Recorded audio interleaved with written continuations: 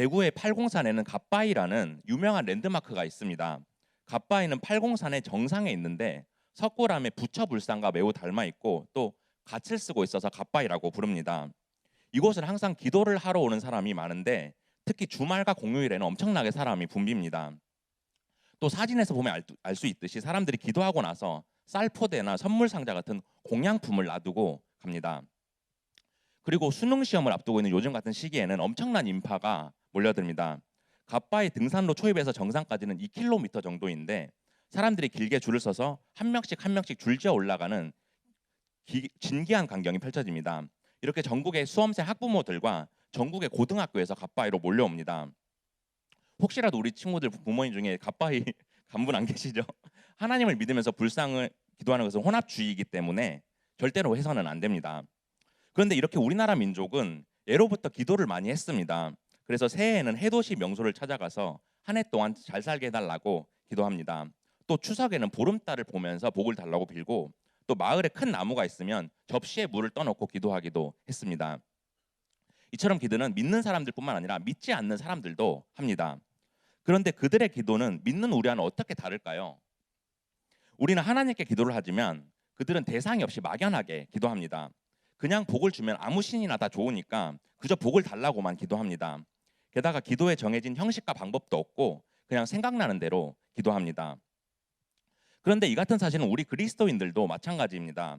우리는 기도할 때 살아계신 하나님 아버지 이렇게 부르고 그 다음에 내 마음에 있는 것을 쏟아내기에 바쁩니다. 기도할 때는 방법과 순서가 있는데 그저 내가 필요한 것부터 찾습니다. 그런데 예수님이 살아계실 때도 예수님의 제자들은 어떻게 기도해야 하는지 잘 알지 못했습니다. 우리 누가복음 11장 1절 보겠습니다. 예수께서 한 곳에서 기도하시고 마치심에 제자 중 하나가 여짜오되 주여 요한이 자기 제자들에게 기도를 가르치신 것과 같이 우리에게도 가르쳐 주옵소서. 예수님의 제자들은 예수님이 기도하시는 것을 보고 나서 예수님께 기도를 가르쳐 달라고 말합니다.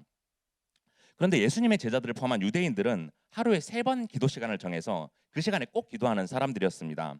그렇게 그들은 기도 속에서 태어나고 기도 속에서 자랐다고 해도 과언이 아닐 정도로 기도에 관해서는 전문가들이었습니다. 하지만 이렇게 오랫동안 기도하면서 그들에게 나타난 한 가지 문제가 있었습니다. 바로 정해진 기도 시간에 기도하는 척을 했던 것입니다.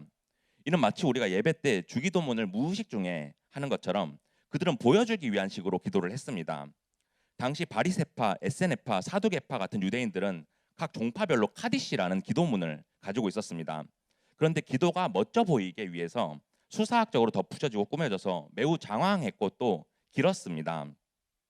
그래서 우리가 예배할 때 사도신경과 주기도문을 외워서 하는 것처럼 그들은 자신들의 기도문을 외워서 아무 생각 없이 습관처럼 기도했습니다. 그리고 하루 3차례 기도 시간을 기도하는 척하면서 대충 때우기도 했습니다. 이것이 점점 발전해서 유대인들의 기도 시간은 그저 자신들의 경건함을 드러내기 위한 시간이 되었습니다. 그들의 이러한 행동은 오늘 본문인 마태복음 6장에 잘 나와 있습니다. 우리 마태복음 6장 5절에서 7절 보겠습니다.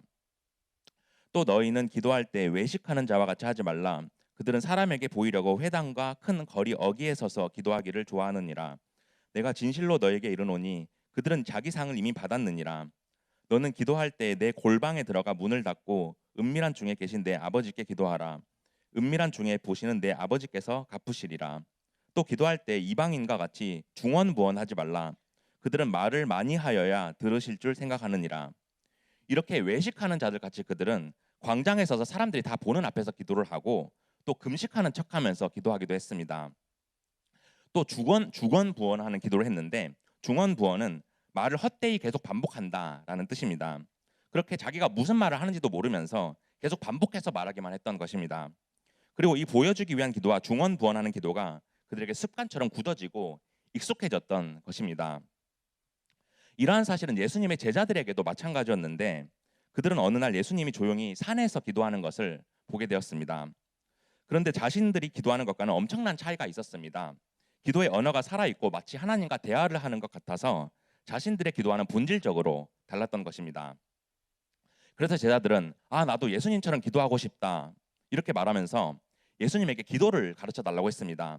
이에 예수님은 기도에도 순서가 있다라는 것을 제자들에게 주기도문을 통해서 확실히 가르쳐 주셨습니다.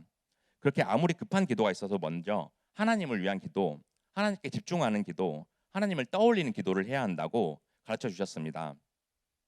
오늘 본문 9절 보겠습니다. 우리 함께 읽겠습니다. 시작.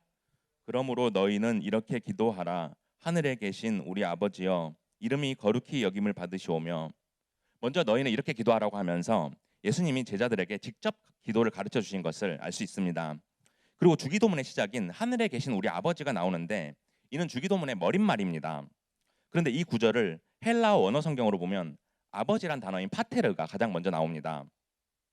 그렇게 하나님을 아버지라고 먼저 부르고 있는데 당시 유대인들은 기도할 때 하나님을 엘로힘 혹은 야훼라고 불렀습니다. 이 말의 뜻은 전지전능하신 하나님이라는 뜻입니다. 따라서 그들은 전능하신 하나님을 아버지라고 부르면 신성모독이라고 말했습니다.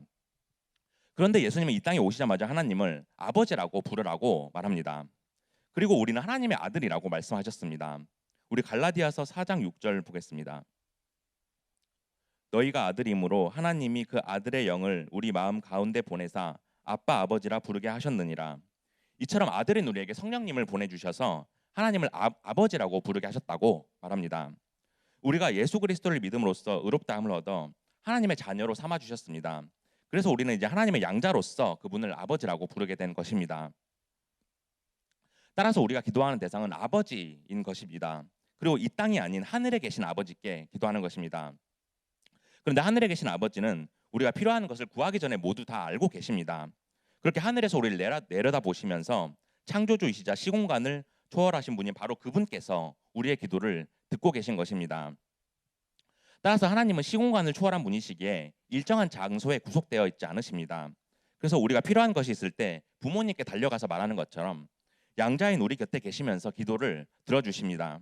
그렇게 하나님 우리 아버지로서 자녀인 우리가 필요한 것을 간구하고 복을 누리게 하셨습니다. 우리 화면 보겠습니다. 그리고 우리가 기도할 때 가장 먼저 구해야 하는 것에 대해 웨스트민스터 소리 문답 제 102문에서 말하고 있습니다. 우리가 무엇을 위해 기도해야 합니까? 라는 질문에 영광의 나라가 속히 임하는 것입니다. 이는 사단의 나라가 멸망하며 은혜의 나라가 확장되어 우리와 다른 사람들이 그곳에 들어가 보호를 받고 영광의 나라가 속히 오기를 기도하는 것입니다. 이렇게 대답하고 있습니다. 이처럼 우리가 기도할 때 하나님 영광과 하나님 나라를 위해서 기도해야 합니다. 그런데 하나님께 영광을 돌리는 이 기도문의 내용은 웨스트민스터 소요리 문답 제1문과도 연결이 되어 있습니다. 사람의 주된 목적이 무엇입니까? 라는 질문에 사람의 제일 되는 목적은 하나님을 영화롭게 하는 것과 영원토록 그를 즐거워하는 것이라고 답합니다. 따라서 우리가 먼저 구해야 하는 것은 하나님께 영광을 돌리며 그분을 사랑하는 마음이고 바로 이 사실을 예수님이 주기도문을 통해서 우리에게 또 한 번 가르쳐 주신 것입니다. 그러므로 오늘 본문에서 주인님이 가르쳐 주신 기도를 통해 우리가 어떻게 기도해야 하는지 깨달음이 있기를 원합니다. 그렇게 우리에게 알려주신 기도의 모범과 원칙에 대해서 살펴보면서 하나님 아버지께 우리가 무엇을 간구해야 하는지 살펴보기 원합니다. 그렇게 주님이 주신 기도를 온전히 행해서 하나님의 은혜를 가득히 누리는 여러분들이 되기를 축복합니다. 첫째로 주님이 주신 기도는 하나님만을 경외하는 것입니다. 예수님은 우리가 어떻게 기도해야 하는지 기도의 형식을 구체적으로 가르쳐 주셨습니다. 그렇게 가장 먼저 하나님 아버지의 이름이 거룩히 여김받게 해달라고 간구하게 하셨는데 그로 인해 하나님의 이름이 거룩하게 상별되도록 하셨습니다. 오늘 본문 9절 우리 다시 보겠습니다. 우리 함께 읽겠습니다. 시작. 그러므로 너희는 이렇게 기도하라. 하늘에 계신 우리 아버지여, 이름이 거룩히 여김을 받으시오며. 구약에서 이스라엘 백성들이 하나님의 이름을 부를 때 하나님을 인식하고 그분께 영광 돌릴 수 있도록 거듭 하나님을 반복해서 불렀습니다. 특히 하나님의 이름이 거룩하다고 반복하는 것은 시편에 자주 나오는데 이는 거룩함이 하나님의 속성 가운데서도 가장 중요하기 때문입니다. 따라서 하나님은 전지전능하시고 신중의 신이시고 주중의 주이시기 때문에 우리가 기도할 때 하나님의 이름을 거룩히 여겨야 합니다. 그리고 우리가 하나님께 기도를 드릴 때 경외하는 마음으로 해야 합니다. 또한 내가 진실된 마음과 자세로 기도하고 있는지 살펴보면서 또 나의 삶 속에 제약된 행실이 없는지도 되돌아봐야 합니다. 하지만 세상에는 하나님을 경외하지 않는 기도들이 수없이 전제하고 퍼져 있습니다. 그런데 구약시대 이스라엘 백성들도 이 같은 혼합주의의 우상숭배에 빠져 있었습니다. 그들은 여호와 하나님을 믿긴 했지만 동시에 가나안 땅 신들의 신상을 새겨서 기도하며 영적 간음을 행했습니다. 하지만 하나님은 이스라엘 백성들에게 이에 관한 계명을 분명히 주셨습니다. 우리 출애굽기 20장 4절에서 5절 보겠습니다. 너를 위하여 새긴 우상을 만들지 말고 또 위로 하늘에 있는 것이나 아래로 땅에 있는 것이나 땅 아래 물속에 있는 것에 어떤 형상도 만들지 말며 그것들에게 절하지 말며 그것들을 섬기지 말라. 나 내 여호와 하나님 여호와는 질투하는 하나님인즉 나를 미워하는 자의 죄를 갚되 아버지로부터 아들에게로 3, 4대까지 이르게 하거니와. 하나님은 십계명 제2계명으로 새긴 우상을 만들지 말라고 하셨습니다. 여기서 새기다로 쓰인 히브리어 단어 페셀은 나무나 돌을 새기고 깎는다는 것을 의미합니다. 이러한 나무나 돌, 금속을 새기거나 깎아서 기도하는 우상을 이스라엘 백성들이 만들었던 것입니다. 그런데 이렇게 깎아서 만든 우상에게 기도하면 안 되는 이유에 대해서 5절에서 질투하시는 하나님이라고 말하고 있습니다. 따라서 우리가 기도해야 할 대상은 오직 하나님 한 분뿐인데 이스라엘 백성들은 우상을 만들어서 하나님께 기도하고 또 우상에게도 기도하면서 하나님이 질투하시게 만든 것입니다. 그런데 하나님이 왜 질투하십니까? 바로 사람은 하나님이 만드신 것인데 엉뚱한 신을 만들어서 거기에 기도하고 있기 때문입니다. 하나님은 온 우주에서 유일하게 자신을 표현할 단 하나의 피조물로 사람을 창조하셨습니다. 따라서 우리가 주인 되신 하나님만을 마땅히 경외하면서 기도해야 합니다. 화면 보겠습니다. 이 같은 사실은 십계명과 주기도문 둘 다 머리 부분에 나옵니다. 우리가 예전에 십계명을 배우면서 하나님이 십계명을 두 판으로 나눠서 주셨다는 것을 살펴보았습니다. 그래서 첫째 돌판에는 하나님 사랑에 관한 계명으로 하나님만을 섬길 것과 안식일에 대한 계명을 주셨습니다. 또 둘째 돌판에는 이웃 사랑에 관한 계명으로 우리가 이웃 사람들에게 행해야 할 도덕법을 주셨습니다. 그런데 십계명처럼 주기도문 역시도 크게 두 부분으로 나눌 수 있습니다. 주기도문은 총 6개 간구로 나눠져 있는데 앞에 3가지는 하나님에 대한 간구, 뒤에 3가지는 우리 자신에 대한 간구로 나눠져 있습니다. 그래서 십계명과 주기도문 둘 다 먼저 하나님을 머리에 둠으로써 우리의 시선이 하나님을 향하도록 인도하고 있습니다. 따라서 우리가 기도할 때 가장 우선되는 것은 하나님이라는 것입니다. 그래서 주기도문에서 하나님의 이름이 거룩히 여김을 받으신다는 것은 우리가 기도할 때 하나님만 높여야 한다는 것입니다. 비록 우리가 하나님 아버지라고 친밀하게 부르면서 기도할지라도 함부로 기도하는 것이 아니라 경외하는 마음으로 기도해야 합니다. 그러므로 우리가 거룩하고 존귀하신 하나님만을 인정하면서 기도하기 원합니다. 그래서 온 우주 만물을 창조하신 하나님의 섭리를 신뢰하면서 우리에게 가장 좋은 것을 주실 것을 믿음으로 나아가기를 원합니다. 그렇게 우리의 시선을 오직 하나님께만 주고 주님이 가르쳐 주신 기도를 온전히 행하는 여러분들이 되기를 축복합니다. 둘째로 주님이 주신 기도는 하나님께만 영광을 돌리는 것입니다. 하나님이 행하실 모든 일과 우리를 구속하신 은혜 또 그분의 능력과 지혜는 우리의 찬양을 받기에 마땅합니다. 따라서 이러한 하나님을 우리가 깨닫게 된다면 그분의 이름을 영광 돌려야 한다는 것을 깨닫고 그분의 이름이 칭송받기를 간구하게 됩니다. 우리 오늘 본문 9절 한 번 더 보겠습니다. 우리 함께 읽겠습니다. 시작. 그러므로 너희는 이렇게 기도하라. 하늘에 계신 우리 아버지여 이름이 거룩히 여김을 받으시오며. 여기서 거룩히 여김을 받으시오면은 하나님을 경외하는 것을 말하지만 또한 하나님께 영광과 찬송이 온전히 돌려져야 함을 의미합니다. 하지만 사람들은 그분께 합당한 영광을 돌리지 못하고 있습니다. 왜냐하면 자신들의 죄로 인해 하나님이 가려져서 무죄하고 교만하기 때문입니다. 따라서 기도를 할 때 우리의 죄로 하나님의 영광을 흐리게 하고 있지 않은지 또 우리의 마음이 하나님을 떠나 있지 않은지 점검해야 합니다. 우리는 하나님께 영광을 돌리기보다는 우리 자신과 우리가 원하는 것밖에 모를 때가 많습니다. 우리가 비록 하나님께 영광을 돌린다면 하면서 기도하지만 실상은 하나님께 관심이 없고 세상 것에 관심이 있습니다. 그렇게 우리가 불신자가 되는 것은 아니지만 하나님을 향한 첫사랑을 잃어버리게 된 것입니다. 이렇게 세월이 지나면서 믿음이 식은 것에 대해 요한계시록 3장 15절에서는 이렇게 말합니다. 내가 내 행위를 아노니 내가 차지도 아니하고 뜨겁지도 아니하도다. 내가 차든지 뜨겁든지 하기를 원하노라. 물이 미지근해져 차갑지도 않고 뜨겁지도 않은 것처럼 우리의 믿음이 식어질 때가 있습니다.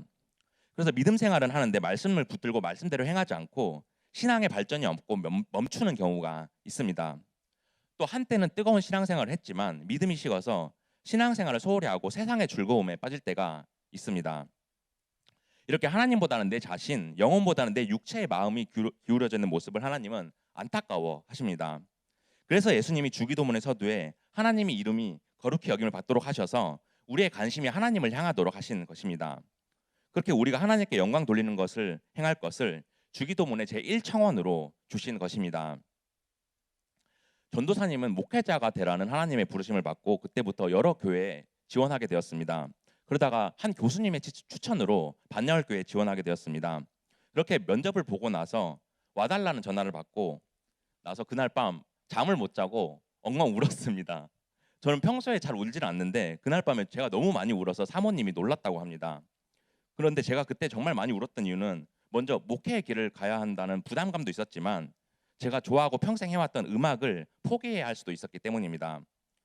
그런데 신학교 교수님 한 분도 제가 사역을 이제 시작한다고 했을 때 제가 음악을 하는 것이 하나님이 주신 달란트이고 그래서 어렸을 때부터 음악도 하고 또 유학도 갔다 왔을 텐데 음악을 포기하는 것이 오히려 하나님의 뜻을 거스르는 것일 수 있다고 이렇게 말씀하셨습니다. 그런데 이 교수님의 말이 맞는 걸까요? 여러분들 일이 아니어서 잘 모르겠어요. 저도 하나님의 뜻은 무엇인지 알 수가 없습니다. 그래서 저는 하나님께 이제 저를 주님의 뜻 종으로 또 일꾼으로 세우셨으니 하나님께서 가장 선하신 뜻으로 인도해 주시옵소서 이렇게 기도했습니다. 제가 연주로 찬양하면서 영광을 돌리기 원하시는지 아니면 목회자로서 일을 감당하기를 원하시는지 저는 알지 못하기 때문입니다. 우리 고린도전서 10장 31절 보겠습니다. 그런즉 너희가 먹든지 마시든지 무엇을 하든지 다 하나님의 영광을 위하여 하라. 이처럼 우리가 무슨 일을 하든지 하나님의 영광을 위해서 해야 합니다. 이제 앞으로 우리 친구들이 대학교에 진학하고 또 대학에 안 가더라도 각자의 진로를 찾아가겠지만 그 일이 무슨 일이 되었든지 나의 영광이 아닌 하나님의 영광을 위해 사용되길 축복합니다.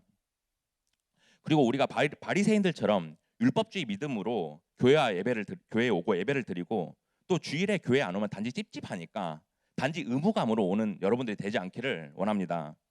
그래서 우리를 택하신 하나님의 그 부르심에 감격하며 첫사랑을 회복하고 우리를 구원하신 은혜에 감사하며 그분께 영광 돌리는 여러분들 되기를 축복합니다. 셋째로 주님이 주신 기도는 하나님의 나라를 세워가는 것입니다. 예수님은 우리가 기도할 때 먼저 하나님의 나라가 임할 것을 간구하게 하셨습니다. 그래서 우리가 예수님이 재림하실 때 이 땅에 이루어질 하나님의 나라를 위해 살아가고 왕이신 하나님의 통치 아래 살아가게 하셨습니다. 우리 오늘 본문 10절 보겠습니다. 우리 함께 읽겠습니다. 시작. 나라가 임하시오며 뜻이 하늘에서 이루어진 것 같이 땅에서도 이루어지이다. 여기서 나라가 임하시오면은 당신의 나라가 오게 하시며라는 뜻을 가지고 있습니다. 따라서 우리는 앞으로 이루어질 하나님의 나라를 바라보면서 왕이신 하나님의 뜻과 섭리에 순종해야 합니다. 그렇게 하나님 나라의 백성인 우리가 그분의 다스림을 받아들이고 하나님 나라가 이 땅에 충만해질 것을 간구해야 합니다. 그런데 우리는 하나님 나라가 아닌 나의 나라를 위해 기도하며 살아갈 수가 있습니다. 그렇게 내가 살아가면서 이 땅에서 원하는 것을 찾으면서 하나님 중심이 아닌 내 중심이 될 수가 있습니다. 바로 이 점을 우리가 경계해야 합니다. 그래서 우리가 기도하는 것은 하나님의 뜻을 위해 기도해야지 나의 뜻을 위해 기도해야 하는 것이 아닙니다. 하지만 세상 사람들은 자신들이 부유하고 행복하고 남들에게 멋져 보이게 살게 해달라고 기도합니다. 그런데 우리도 그게 맞는 것 같고 하나님 나라를 위해 기도하는 것은 멋져 보이지 않다고 생각할 수 있습니다. 하지만 세상 사람들에겐 구원이 없고 영원한 죽음뿐입니다. 하지만 하나님 나라는 영원한 생명이 있습니다. 그래서 우리가 이 땅에 하나님 나라가 올 것과 그분의 뜻을 이룰 것을 기도해야 하는 것입니다. 이어서 뜻이 하늘에서 이루어진 것 같이 땅에서도 이루어지다 이 구절은 하늘에서는 하나님의 이름이 이미 영광을 받고 있고 또 하나님의 왕권이 인정받으며 하나님의 뜻이 실현되고 있다는 것입니다. 이렇게 하늘에서 하나님이 다스리시는 것이 이 땅에서도 이루어져야 한다는 것입니다. 그렇게 앞으로 이 땅에 이루실 하나님 나라를 우리가 받아들이고 그분의 통치와 섭리로 이 땅에 우리가 이루어 나가겠다고 약속하는 것입니다. 예수님이 돌아가시고 사도들에 의해 복음이 전파된 지 이제 벌써 2000년이 흘렀습니다. 그래서 이제 복음이 들어가지 않은 미전도 나라들이 거의 없다고 합니다. 특히 우리나라는 미국에 이어서 전 세계에서 두 번째로 선교사를 많이 파송하고 있습니다. 그렇게 우리나라는 이 마지막 때에 전 세계 구석구석에 복음을 전파하고 있고 이제 예수님이 언제든지 오실 수 있는 우리는 종말의 시대를 살아가고 있습니다. 그리고 예수님은 오늘 밤에 당장 오실 수도 있습니다. 우리 마태복음 24장 36절 보겠습니다. 그러나 그날과 그때는 아무도 모르나니 하늘의 천사들도 아들도 모르고 오직 아버지만 아시느니라. 이처럼 예수님이 다시 오시는 그날은 하늘의 천사들도 모릅니다. 그리고 예수님이 다시 오셔서 하나님 나라가 이 땅에 이루어지면 우리 모두 심판대 앞에 서게 됩니다. 그래서 예수님을 믿고 그분의 가르침에 올바로 행했다면 최종적으로 구원을 받게 됩니다. 그런데 예수님을 믿지 않고 그분의 가르침대로 살아가지 않은 자들은 영원한 지옥의 심판을 받게 됩니다. 그러므로 예수님이 이 땅에 오셔서 하나님의 나라가 시작되었고 이제 하나님의 나라가 완성될 그 사역을 위해서 우리가 기도하기 원합니다. 그렇게 하나님의 나라가 임할 때 우리가 하나님 나라에서 누릴 큰 은혜를 기대하면서 예수님이 다시 오실 때까지 믿음을 온전히 세워나가는 여러분들이 되기를 축복합니다. 이제 말씀을 정리하겠습니다. 사랑하는 고등부 친구들, 우리가 예수님을 믿을 때 하나님의 자녀로서 그분을 아버지라고 부르면서 우리의 소원을 간구하게 하셨습니다. 그리고 주님이 주신 기도를 통해 우리가 어떻게 기도해야 하는지 알려주셨습니다. 그러므로 우리가 기도 생활을 돌아보면서 먼저 하나님을 위해 기도하고 있는지를 살펴봐야 합니다. 그래서 그분의 이름이 거룩히 여김을 받도록 경외하는 마음으로 기도하고 있는지, 또 나의 영광이 아닌 하나님의 영광을 위해 기도하고 있는지 되돌아봐야 합니다. 또 세상을 살아가면서 나의 나라가 아닌 하나님 나라가 세워질 것을 소망해야 합니다. 그래서 종말의 때 곧 예수님이 다시 오셔서 이 땅에 하나님의 나라가 세워진다는 것을 기억하고 하나님 나라가 온전히 세워지게 해달라고 기도해야 합니다. 그러므로 한 주간도 우리가 예수님 나라의 백성으로서 이 땅에 복음이 바로 서기를 기도하기 원합니다. 그렇게 하나님께 영광 돌리고 그분을 즐거워하는 기도를 드림으로써 믿음이 더욱 성숙해지는 여러분들이 되길 원합니다. 그렇게 이 땅에 이루신 하나님의 섭리와 뜻을 위해 기도할 때 가장 큰 은혜와 복을 부어주시는 저와 여러분들이 되기를 주님의 이름으로 축복합니다.